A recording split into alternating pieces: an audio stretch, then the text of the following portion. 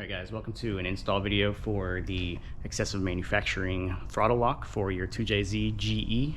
It is the NA non-turbo GE motor that comes in a variety of cars, but today we're going to be doing it on this IS300. Benefits of the throttle lock that you can put in these things far outweigh the cost of the part. It's just a little plastic piece that essentially lets you eliminate your drive-by-wire system, greatly increases throttle response, and also will allow your throttle to open fully. Your NA GEs will only open like 70-ish% or something like that. And that drive-by-wire system, if you don't have a standalone ECU, really gives you some sort of delay that you can feel if you're used to a more responsive throttle. So we're going to get that done today. Tools that we're going to need, it's pretty simple. We're really just going to be using an 8mm wrench, Phillips head of some sort. I'm going to be using my drill for that, and then a flathead with, you want a smaller flathead so that you can kind of pry some pieces open. It might get, depending on how old or how messy your engine is, you might have a little bit of issues getting some of the pieces separated from the throttle body. So that's what that's for. You want to make sure it's not too sharp. You don't want to damage anything. So, all right, let's get started. All right, so the first thing you want to do is unplug anything that's connected to the throttle body and get rid of all the lines that are in the way. Obviously, disconnect your air filter or your cold air intake, depending on what you've done to your motor already.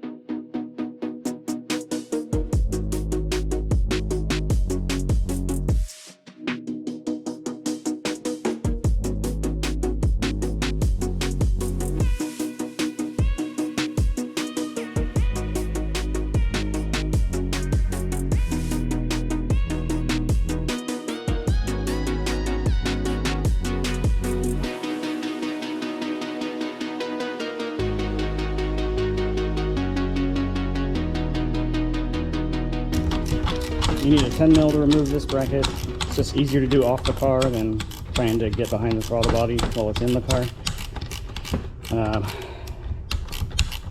This would be a lot easier with a socket, but you know how 10mm sockets go. I looked for one. Less time just to struggle than it is to try and actually find one. Looks like whoever had this last stripped that, so I'm going to replace that and probably make sure these threads are okay. So once you get that apart, you've got 4 Phillips head screws here that you're going to try and get to. I'm going to use my Milwaukee with a little bit of reach.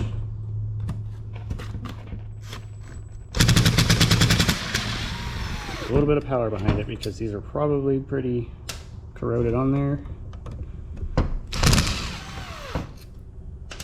Just set those aside.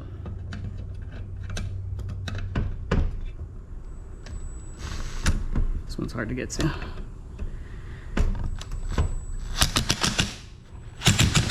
Trying not to strip that.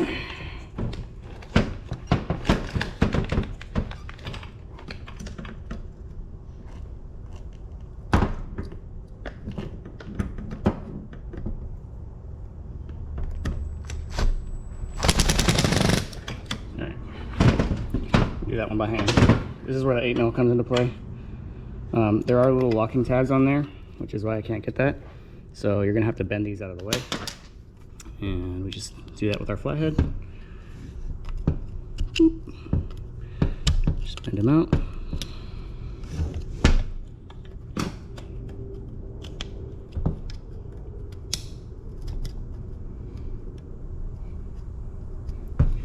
Almost forgot about those.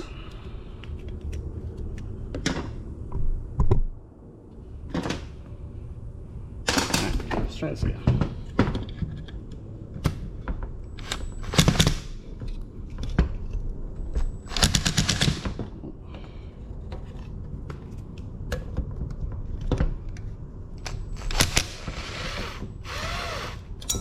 One.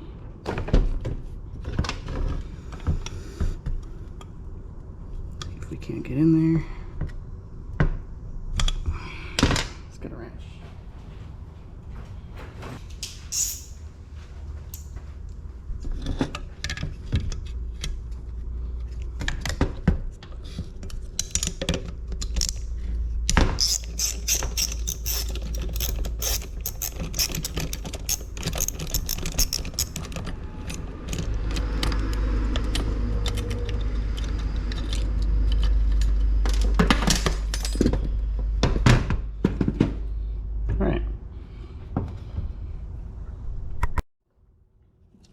So, there's a little bit of corrosion in here, so I am going to clean this up a little bit just so that it seals nice and good when I put it back together.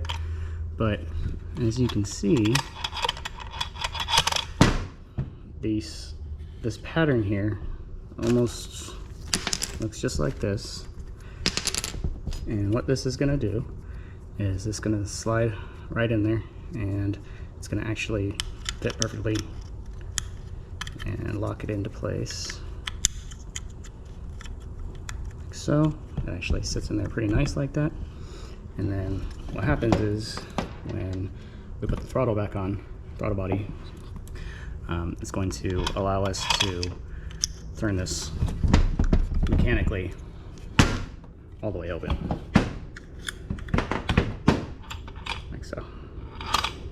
So what we're doing is extending this little notch here. So you want this to sit right up against that, and you're mechanically allowing us to sit back a little further and open up all the way.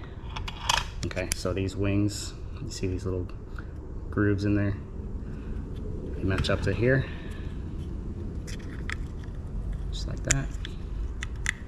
And you want it to sit flush. Hear that click into place? Now I can't rotate it. So when we reassemble it, kind of got to hold it in place like that, but you want to make sure it's flush. And then you want to make sure, when you put it back together, that this little notch is fitting right up against there, like that. Okay, well, we're going to clean this up first.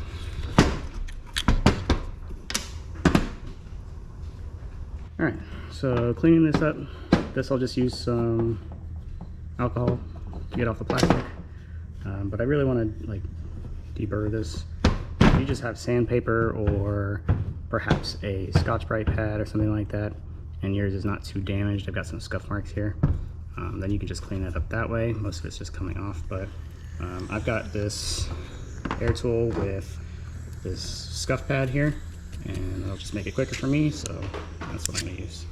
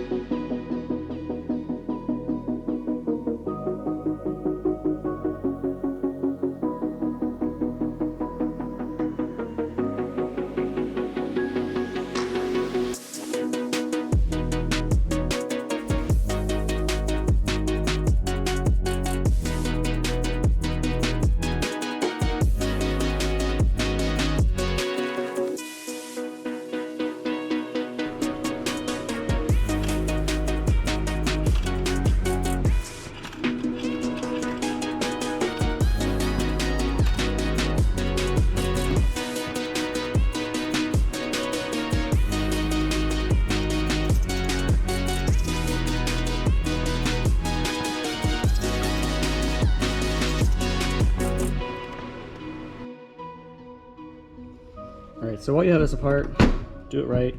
You can see it's got years of wear and grease and oil in there, so we've got this degreaser scuff pad. It's soft on one side, hard on the other, so I'm going to hold this throttle open and I'm just going to try and clean that up in there.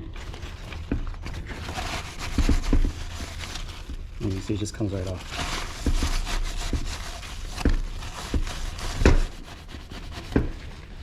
And then for some of this harder to get stuff in there, you can use the Scotch side. Hopefully that'll do it. Much nicer. Cleaning your throttle body does more than you would think. I mean, you can argue that, but overall, you want your stuff to last longer. You want your stuff to be nice, so might as well do it while you're here. So all I'm doing there is just getting this crud off this bolt holes. I'm not resurfacing this area here at all. It doesn't need it. I don't want to mess with it. It sits against the seal, and the last thing you want that to be is uneven. So if yours is really messed up, I'd recommend getting a new one. We've just got one little ding here. It's okay. But buy a new one or resurface it evenly, similar to like decking a head or whatever. It's not that big of a deal. If yours is a little more messed up than this, just do the best you can.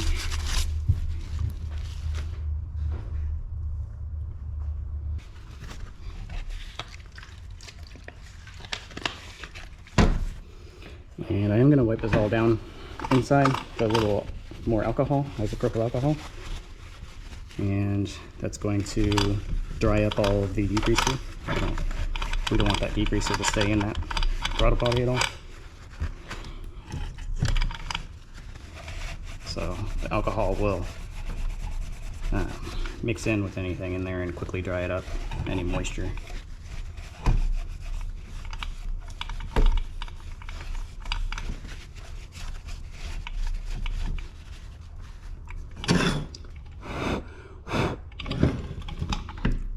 I'm going to blow this out, make sure any of this cloth is not stuck in anywhere, and then we'll throw it back in the car.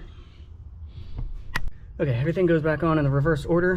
One thing I wanted to add on here, I quickly just cleaned up my gasket here. I took these bolts off and I checked the other side. It's good.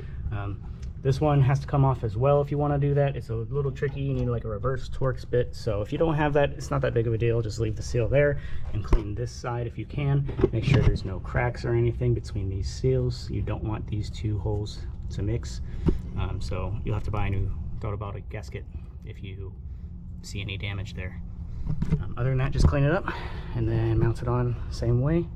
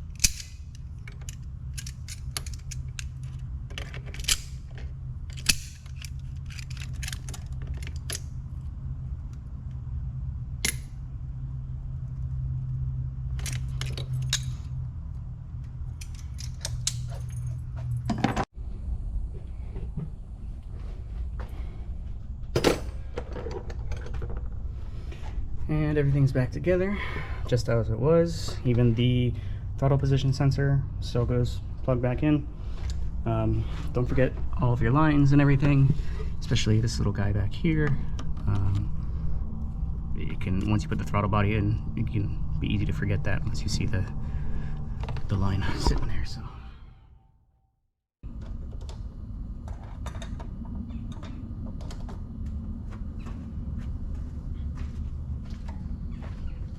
all right, we're gonna start her up, but the battery's been dead. It won't hold a charge. I need a new one, so got it on the jump pack right now.